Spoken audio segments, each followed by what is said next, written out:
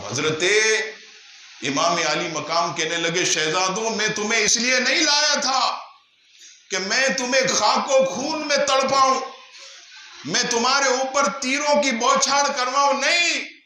امام حسین سے عرض کرنے لگے اے چچا جان ہمیں جانے دیں، ہم اپنے والد کو کیا منہ دکھائیں گے، ہمیں قربان ہونے دے۔ حضرت امام علی مقام نے امام حسن کے شہزادوں کو اجازت دی۔ اللہ اکبر، ایسا لگا مولا علی کے شیر جو ہے وہ کربلا کے اندر دوڑ رہے ہیں، یزیدیوں کے اندر خلبلی مچی ہوئی ہے، ہزاروں ہونے کے بعد بھی، اسلحے سے لیس ہونے کے بعد بھی وہ بالکل پریشان دکھائی دے رہے ہیں، وہ بالکل بوکھلاہٹ کا شکار ہے کہ یہ علی کے شہر کہاں سے آ گئے، یہ مولا مشکل کشا کے ایسے شیروں کی کہاں سے آمد ہو گئی۔ لیکن آپ جانتے ہیں کہ اجتماعی تیروں کی برسات کر کے ان تمام شہزادوں کو بھی عزیزان گرامی شہید کر دیا گیا۔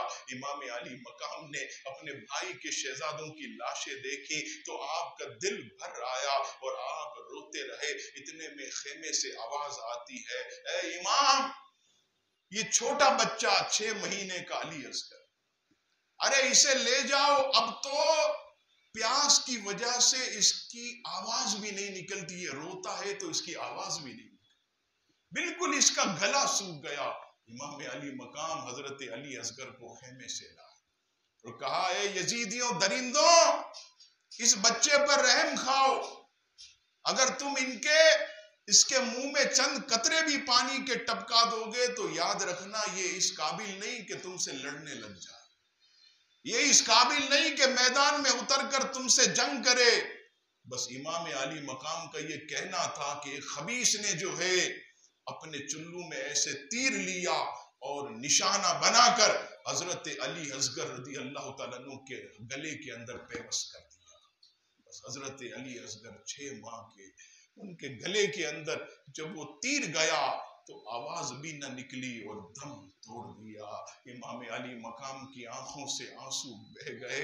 آپ نے پھر جو ہے وہ اولاد کی محبت جب غالب ہوئی ہمارے کو تعلیم دینے کے لیے، سبق دینے کے لیے، حضرت علی اصغر کو ایسے آسمان کی طرف اٹھایا اور عرض کی مولا اس حال میں بھی حسین تجھ سے راضی ہے، تو بھی حسین سے راضی ہو، تو بھی حسین سے راضی ہو جا۔ حضرت علی اصغر رضی اللہ تعالیٰ عنہ کی مبارک لاش کو لے کر حضرت امام علی مقام خیمے کی طرف جا کر کہتے ہیں کہ یہ دیکھو یزیدیوں نے حال کیا۔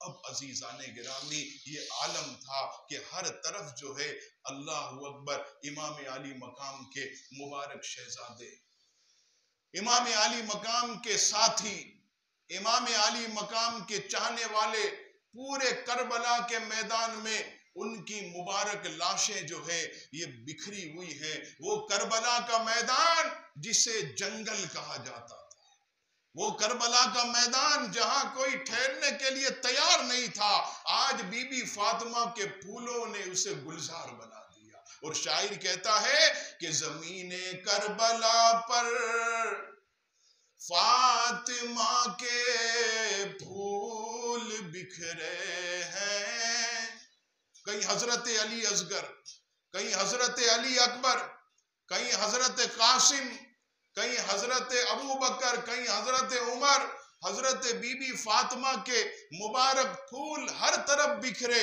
زمین کربلا پر فاطمہ کے پھول بکھرے ہیں، شہیدوں کی یہ خوشبو ہے کہ سب جنگل مہکتا ہے۔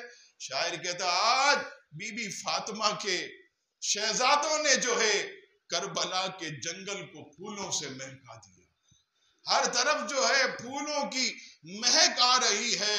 اب عزیزان گرامی آخر میں میرے امام علی مقام امام حسین رضی اللہ تعالیٰ عنہ رہ گئے اور کوئی بھی نہیں۔ اتنے میں آپ کا بیمار شہزادہ حضرت امام زین العابدین وہ آتے ہیں، ابا جان مجھے بھی اجازت دیجیے۔ کہتے نہیں بیٹا تو بیمار ہے، تو مت آ، میں تجھے ہرگز میدان میں اترنے کی اجازت نہیں دوں گا، اس لیے کہ ہماری اولاد یہ تجھی سے چلے گی، ہماری نسل کو تجھی سے چلنا ہے، سیدوں کی نسل کو تجھی سے چلنا ہے. نہیں بیٹا، میں تجھے ہرگز اجازت نہیں دوں گا، تو جا خیمے میں. امام علی مقام نے امام زین العابدین جو کہ بیمار کربلا تھے انہیں واپس خیمے میں بھیج دیا اور خود میدان کارزار میں آ گئے. اور میدان کارزار میں آ کر امام علی مقام امام حسین رضی اللہ تعالیٰ عنہ نے ایک بار پھر اتمام حجت کیا اور کہا یزیدیوں، اے لوگوں تم دیکھو میں کون ہوں، میں حسین، میں نبی پاک علیہ السلام کا نواسا ہوں، میں اس کائنات اور اس زمین پر اللہ کے رسول کی آخری نشانی ہوں. اور سنو میں کون حسین، جس کے بارے میں میرے نانا کہتے تھے کہ جس نے حسین سے محبت کی اس نے مجھ سے محبت کی. میں وہی حسین ہوں کہ جسے میرے نانا اپنے کاندھوں پر بٹھایا کرتے. میں وہی حسین ہوں کہ جس کے بارے میں میرے نانا کہتے تھے کہ حسین جو ہے یہ جنتی نوجوانوں کا سردار. اور جب میں بچپن میں روتا تھا تو میرے آقا میرے نانا نبی پاک علیہ السلام اپنی بیٹی فاطمہ سے کہتے تھے فاطمہ حسین کو نہ رلایا کرو، حسین روتا ہے تو مجھ مصطفیٰ کو تکلیف ہوتی. میں وہی حسین ہوں. یہ دیکھو میرے سر پر امامہ، یہ نبیوں کے سردار کا ہے. یہ میرے ہاتھوں میں تلوار، یہ مولا علی شیر خدا کی ہے.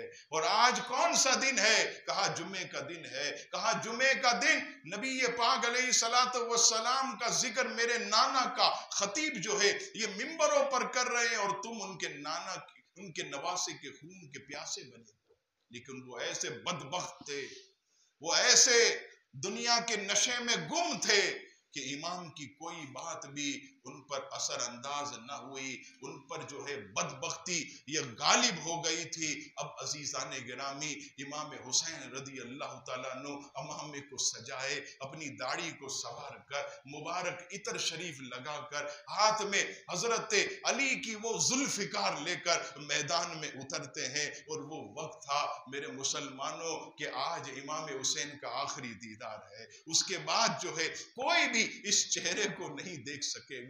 آج دیکھ لو، ہواؤں تم بھی دیکھ لو، فضاؤں تم بھی دیکھ لو، تم سب دیدار کر لو. اس کے بعد جو ہے کوئی بھی نبی پاک کی اس نشانی کو نہیں دیکھ سکے گا. اس کی کو شاعر کہتا ہے کہ فاطمہ کے لاڈلے کا آخری دیدار ہے، فاطمہ کے لاڈلے کا آخری دیدار ہے. حشر کا ہنگامہ برپا ہے میان اہل بیت، حشر کا ہنگامہ برپا ہے میان اہل بیت. امام علی مقام اپنے مبارک سواری پر سوار ہو کر اللہ اکبر میدان کربلا میں اترے. اور اترنے کے بعد یزیدیوں پر ایسے حملہ آور ہوئے، ایسا لگتا تھا کہ یزیدیوں پر اللہ کا قہر نازل ہوا، یزیدیوں پر اللہ کا غضب نازل ہوا.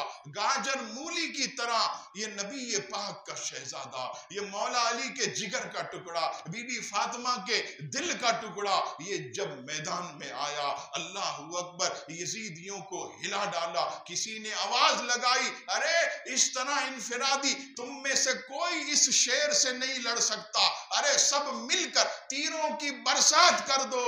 امام علی مقام پر ہر طرف سے تیروں کی برسات کر دی گئی. عزیزان گرامی راوی کہتے ہیں کہ اتنے تیر برسائے کہ پورا بدن امام حسین کا تیروں سے بھر گیا، تیروں سے چھلنی ہو گیا. اور آپ دشمنوں میں گرے ہوئے ہیں، خاروں میں گرے ہوئے ہیں. اسی کو شاعر کہتا وہ گل عذرا فاطمہ خاروں میں گر گیا، وہ گل عذرا فاطمہ خاروں میں گر گیا، تنہا علی کا لال ہزاروں میں گر گیا، تنہا علی کا لال ہزاروں میں گر گیا. امام نے کہا دیکھو یہ وقت کون سا ہے؟ کسی نے کہا جمعے کا وقت ہے، نماز کا وقت ہے. امام نے کہا کہ 2 رکعت مجھے نماز پڑھنے دے. اب دیکھیے یہ وہ وقت ہے کہ بالکل آخری شہادت کے وقت بالکل چند گھڑیاں رہ گئیں. آپ نے یہ نہیں کہا کہ مجھے میری بہن بی بی زینب سے ملنے دو، مجھے اپنے بیٹے زین العابدین سے ملنے دو، مجھے اپنی بیویوں سے ملنے دو. نہیں، میرے امام کی نماز سے محبت دیکھیے کہ آپ نے یزیدیوں سے کہا یزیدیوں مجھے 2 رکعت نماز پڑھنے کی اجازت. اس سے پتا چلا کہ امام علی مقام نماز سے کتنی محبت کرتا. اور اسی کو شاعر کہتا ہے کہ میدان کربلا میں شاہ تشنہ کام نے پیغام یہ دیا جناب امام نے کہ رشتہ خدا سے اہل وفا توڑتے نہیں، مر جاتے ہیں مگر نماز چھوڑتے. آج اب دیکھیے ہم اپنے آپ کو حسینی کہتے ہیں، الحمدللہ کہنا بھی چاہیے، فخر کی بات ہے، لیکن ہماری مسجد ویران ہے. آج لوگ کہتے ہیں فجر میں آنکھ نہیں کھلتی. میں کہتا ہوں کیا امام سے محبت نہیں ہے؟ آج نمازوں سے دوری. امام حسین کا لنگر پکانے والے بھی ساری رات جو ہے وہ کھچڑا گھونٹتے رہتے ہیں، لیکن نماز فجر کے لیے مسجد میں نہیں آتے، عشاء کی نماز جماعت سے نہیں پڑھتے. بلکہ اتنے افسوس کی بات ہے کہ گلیوں اور سڑکوں کے اندر تنگ گلیوں میں بڑے بڑے ڈیگ بجا کر اطراف کے لوگوں کو تکلیف دیتے ہیں، انہیں پریشان کرتے ہیں، ان کی نیندیں حرام کرتے ہیں. ارے امام ان سے راضی نہیں ہوتے، امام راضی ہوتے ہیں ان کی سیرت پر عمل کریں. جو ان کی سیرت پر عمل کرے میرے امام ان سے راضی ہوتے ہیں. کچھ لوگ یہ سمجھتے ہیں کہ تعزیہ بنا کر ہم ڈھول تبلے بجا کر امام کو خوش کریں گے. نہیں، یہ ہمارا کام نہیں ہے. حسینیوں کا کام تو یہ ہے کہ وہ امام علی مقام کی محبت میں 5 وقت کی نماز پڑھتے ہیں، وہ امام کی محبت میں روزہ رکھتے ہیں، وہ امام کی محبت میں شربت پلاتے ہیں، وہ امام کی محبت میں صدقات کرتے، خیرات کرتے ہیں. وہ امام حسین سے محبت کرنے والوں کو تکلیف نہیں دیتے، وہ تو ان سے محبت کرتے ہیں. میرے امام جب دوسری رکعت کے سجدے میں تھے تو کسی خبیث نے کہا کہ سر انور کو تن سے جدا کر دو، ایسا نہ ہو کہ کھڑے ہو کر پھر دوبارہ تمہارا کام پورا کر دے. امام علی مقام سجدے کے اندر عزیزان گرامی اور شمر لعین خبیث نے جو ہے آپ کے سر انور کو جسم ناس سے عزیزان گرامی جدا کر دیا. انا للہ و انا الیہ راجعون. میں اس مقام پر بھی گیا آج سے 2 یا 3 سال پہلے، جہاں امام علی مقام نے سجدہ کیا اور آپ کے سر ناز کو جہاں پر جدا کیا، لال رنگ کا ایک پردہ وہاں لگا ہوا ہے. خدا کی قسم آج بھی الحمدللہ وہاں سے میں نے خوشبو کو آتے ہوئے محسوس کیا. آج بھی وہاں اللہ کا نور برستا ہوا میں نے اپنی آنکھوں سے دیکھا. وہ سجدہ حسین کیا تھا؟ خدا کی قسم اللہ کے نور کی برسات ہو رہی تھی، اللہ کے نور کی جو ہے یہ بارش ہو رہی تھی. اور امام حسین رضی اللہ تعالیٰ عنہ نے اپنی جان کو دے کر، خدا کی قسم علامہ اوکاڑوی ایک جملہ جو ہے وہ بیان کیا کرتے تھے جو ہماری دل کو لگتا ہے. کہتے تھے اے امام تیری عظمت کو سلام، اے امام تیری شوکت کو سلام، اے امام تیری شہادت کو سلام. تو سواری سے نیچے تشریف لایا، یعنی نیچے آیا، اور کیا کہ تو نے گرتی ہوئی امت کو اٹھا لیا. تو سواری سے نیچے کیا آیا؟ تو نے گرتی ہوئی امت کو اٹھا لیا. عزیزان گرامی یہ امام علی مقام امام حسین رضی اللہ تعالیٰ عنہ نے بہت مختصر کر کے میں نے آپ کے سامنے وقت کی نزاکت کو ملحوظ رکھتے ہوئے یہ واقعہ بیان کیا. پھر بھی وقت جو ہے وہ زیادہ ہو گیا. صرف میں اتنا کہوں گا کہ کل عاشورے کا دن ہے اور روایتوں میں آیا کہ اگر کوئی شخص یوم عاشور دن کے وقت غسل کرے جیسے غسل جنابت کرتا ہے ایسا غسل کرے. وقت کون سا ہے؟ سورج طلوع ہونے کے بعد یہ دن شروع ہوتا، اور مغرب سے پہلے پہلے، غروب آفتاب سے پہلے پہلے اگر کوئی عاشورے کے دن غسل کرے تو انشاءاللہ تعالی پورا سال اس کے جسم میں درد نہیں ہوگا. اور فرمائے کہ اس دن اگر کوئی اپنی آنکھوں میں اسمت سرما لگائے، یہ اسمت یہ مدینے کا ایک پتھر، نبی پاک علیہ السلام اس پتھر کا سرما، فرمایا کہ کوئی عاشورے کے دن اسمت پتھر کا سرما لگائے تو پورا سال اس کی آنکھیں درد نہیں کریں گی. یہ بھی ایک سعادت ہے، اس کو بھی پکڑ لیں.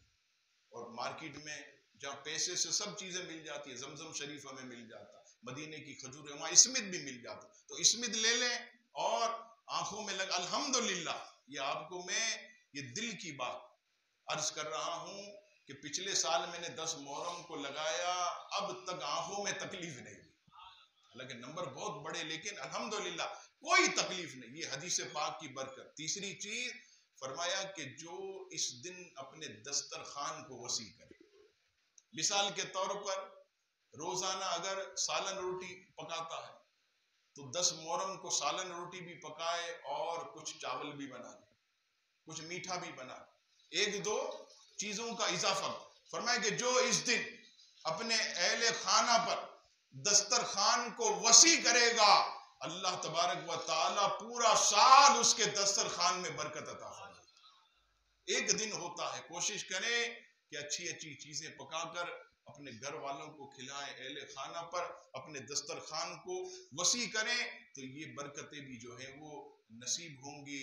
اور اس کے علاوہ الحمدللہ آپ جانتے ہیں کہ سوشل میڈیا کا دور، ہر طرف موبائل لوگوں کے پاس موجود ہیں، تو الحمدللہ یہ بھی ایک تبلیغ دین کا ذریعہ. ہم نے الحمدللہ یوٹیوب اور فیس بک پر خطبات ترابی کے نام سے یوٹیوب اور فیس بک پر جو ہے یہ جو یہاں پر تقریر ریکارڈ ہوتی ہے، ہمارے حافظ صاحب اسے مختصر کر کے کلپ کی صورت میں بھیجتے. تو یہ بھی آپ خطبات ترابی کو سبسکرائب کیجئے، اور یہاں پر آپ یہ سارا بیان جتنا بھی اس سے پہلے جو ہوا، جو وظائف، کتنی چیزیں الحمدللہ ہم نے جو ہے ابھی بیان کیا. اصحاب کہف کے نام جو گھر میں لگائے، چوری نہ ہو، آگ نہ لگے، وہ ہم الحمدللہ ہم نے تقسیم کیا. تو اس ریکارڈنگ کی وجہ سے الحمدللہ ہماری خواتین، حالانکہ وہ ہم نے عید الفطر میں تقسیم کیا، عید الفطر میں، عید الاضحیٰ میں ہم نے تقسیم کیا وہ اصحاب کہف کے نام.